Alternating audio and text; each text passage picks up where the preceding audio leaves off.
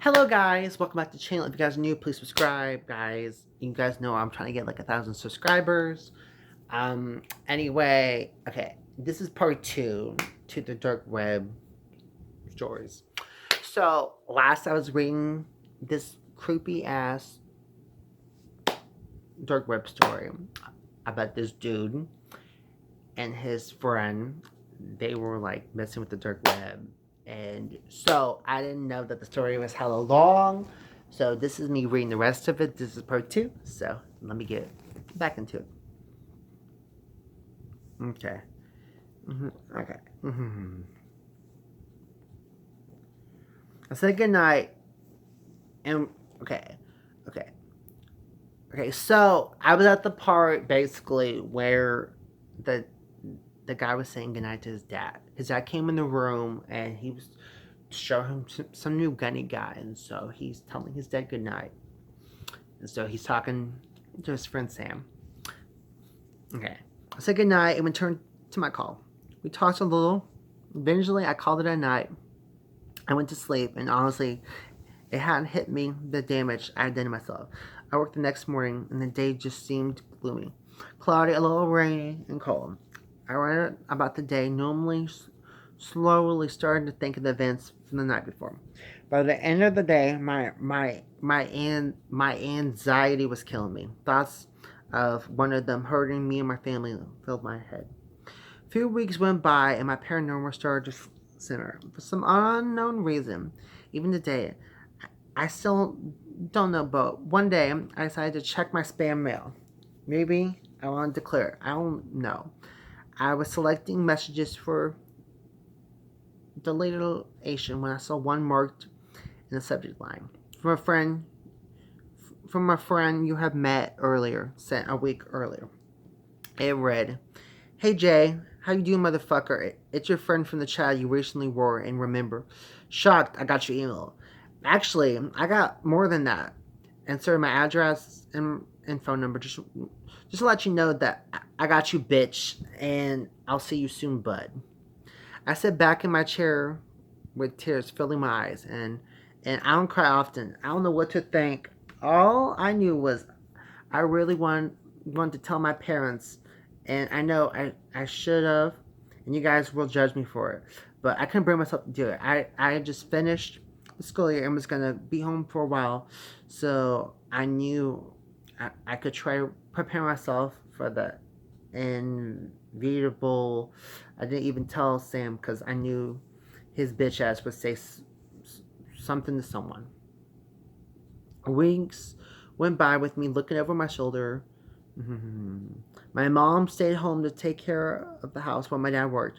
If something happened to her under my wrongdoing, I know I couldn't live with myself. I just wanted this fucker to do something. After I started to believe he just wanted me to be scared and was taunting me, is when things took a turn. My family and I just got home from my birthday party for my cousin when I went upstairs to find something off. My laptop was sitting open on my bed. Turned on, I walked closer and realized my webcam was recording.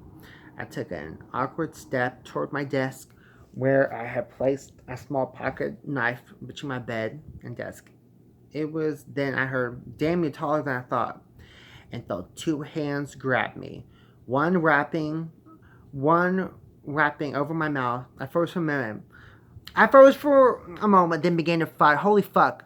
I've never fought so hard to scream in my life. All the while he's saying things. "Told you, you fucking prick. I get you. Now, take a look." He directed me in front of my webcam. "All those people you called out are going to see this." He laughed. He laughed. I can't even say this word. "I'm gonna gut you and your family and show people not to fuck with us." I finally fought hard enough to free myself to break free of the hand holding my mouth shut and scream, "Dad, help!" Although I heard some scuffling downstairs, my mom screaming, I got no answer.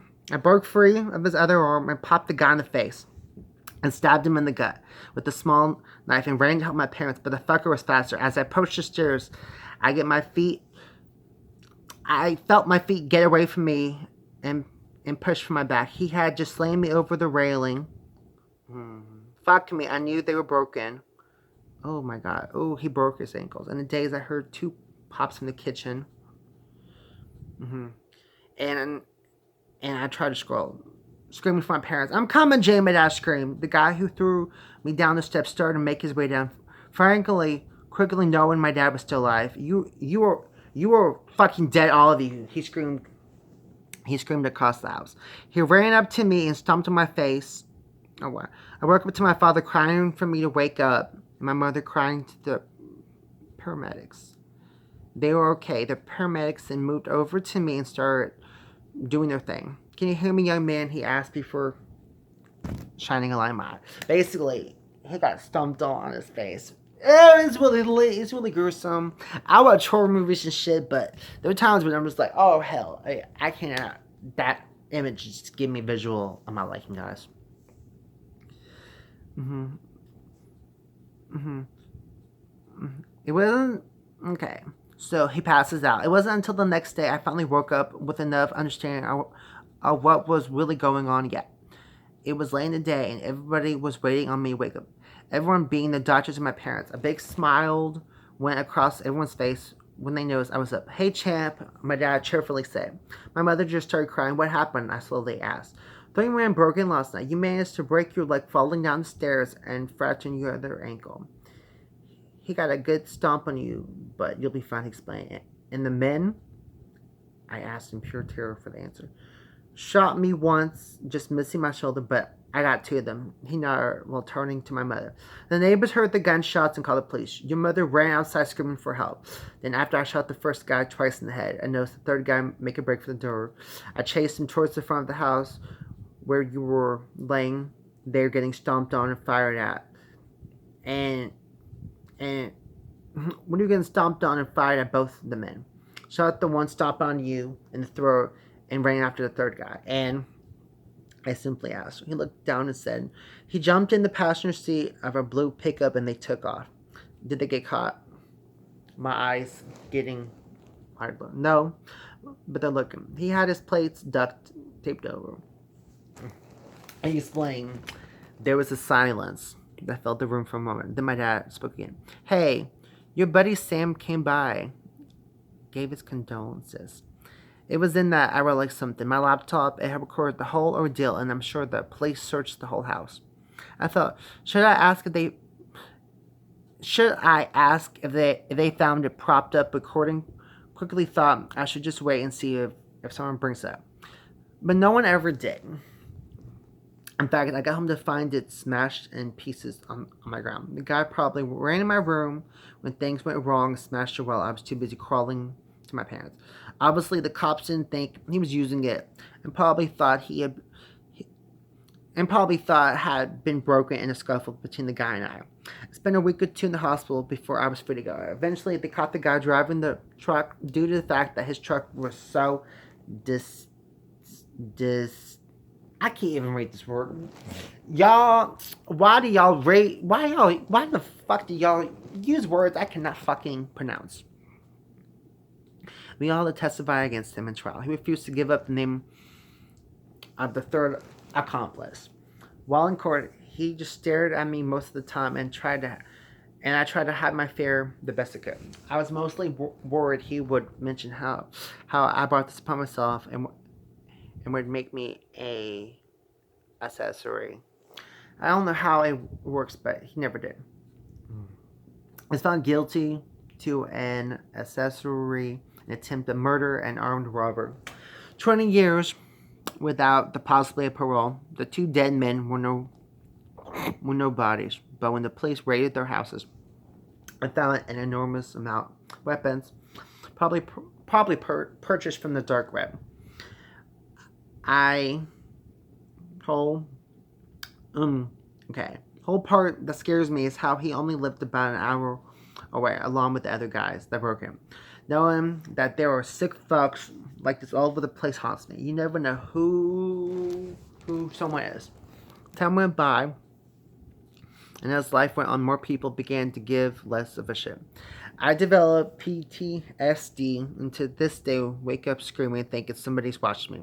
I did by a light night like a fucking 5-year-old. It's been 3 years, and I've almost gotten over my fears. We moved not long after for obvious reasons and began to go about our lives. The reason I'm posting now is because I received an email a few weeks back with two pictures of the two dead men in my house. Subject marked revenge. Who took the pictures? I don't know. Maybe the guys came back and took the picture. I don't know. Maybe one of the detectives or coroners who took pictures of the case is in on. I don't know. Who knows? Maybe I fucked with a big murderous cult, or maybe just some psychos with computers. Again, to this day, no one else knows. Again, to this day, no one else knows why they broke in and simply took it as some thugs trying to fuck with the more fortunate. Sam has an idea of her broken because of the phone call I made to him about the chat room. But I refuse to tell yet. Now that I know they're still out there and haven't forgotten about me brings chills to my spine. Now I have to live watching my back for God knows how long before they attack again. Maybe one day I'll grow enough of a sack to ask for help. But I know nobody can do anything to stop it. I'm not here to say don't go on the dark web or anything like that. Just be mindful of the repercussions that may follow. Good luck. And if you're reading this and know who I am, or you're the one that sent the email, I'm sorry. Please leave me alone. I learned my lesson. There will be a part 2 coming, as the past weeks have been what you could describe as strange. Yeah. I mean, I feel so bad for that dude. But here's the thing. Like I always fucking say, do not fuck with the dark web. Do not. If you're curious about it, okay, just don't. So it was funny. The first fucking comment I saw on that was somebody that basically said, well then, the basically saying that the curiosity they had about the dark web is gone now. Basically, like, they wanted to go check it out. Anyway, guys, that's the end of the video. The guy said he's gonna do like a part 2. So, well, don't give me shit. Okay, I'm gay as hell. The whole time I kept picturing an emo dude, a sexy emo dude. Hold up.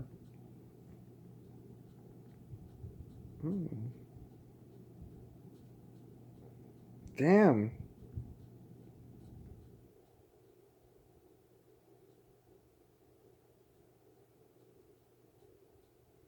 Okay, I'm kind of concerned, guys. Um, this was 2 years ago. I mean, I really hope the guy's fine because I didn't realize until I found his page, and it was apparently 2 years ago.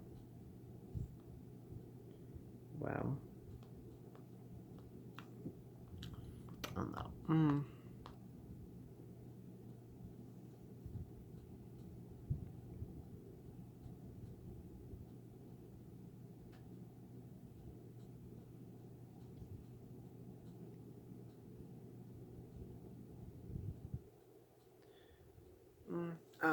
I don't know. I just, like I said, I hope the guy's okay. Like, I mean, guys, there's some, like I said, there's some shit, parts of it I didn't read that I found disturbing.